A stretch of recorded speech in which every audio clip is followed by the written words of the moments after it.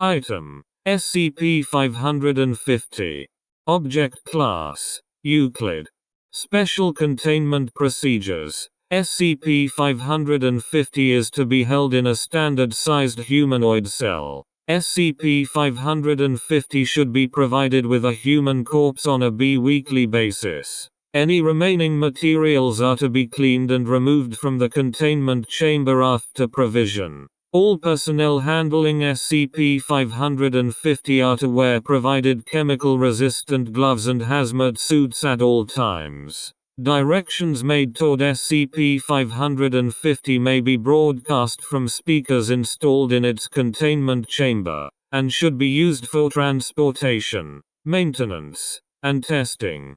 Description: SCP-550 is a humanoid composed of wood shavings from Fraxinus excelsior, European ash, measuring 2.1 meters in height and 70 kilograms in weight. SCP-550 closely resembles a human male suffering from advanced muscle atrophy, though it lacks all exterior and bodily organs. SCP-550 is mainly compliant to human subjects, though it is restricted to following simple commands.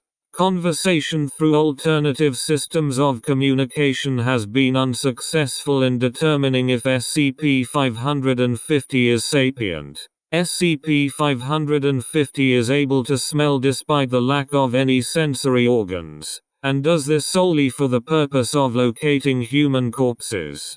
SCP-550 is mainly drawn toward corpses in early stages of putrefaction. If no such cadaver is in the vicinity, it will attempt to locate one itself through bipedal locomotion. Upon finding a cadaver, SCP-550 will unravel itself to create a wide split in the area where a chest would be, and will kneel over the cadaver and make physical contact with the cavity. This cavity does not appear to be different from SCP-550's exterior, and it secretes high concentrations of hydrochloric acid. The acid produced by SCP-550 does not dissolve the wood it is covered in.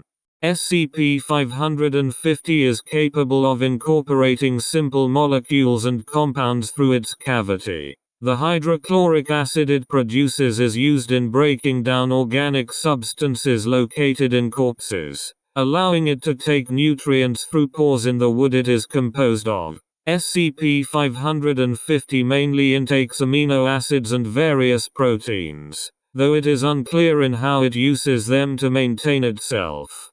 SCP-550 will continue making contact with its chosen corpse before closing its chest cavity and standing up. SCP-550 will then release a slurry of materials, mostly containing loose portions of epidermis, articles of clothing, if present on the corpse, and stomach bile. When deprived of corpses for several days, SCP-550 will enter a dormant state and refrain from movement for an indefinite period of time until a corpse is available.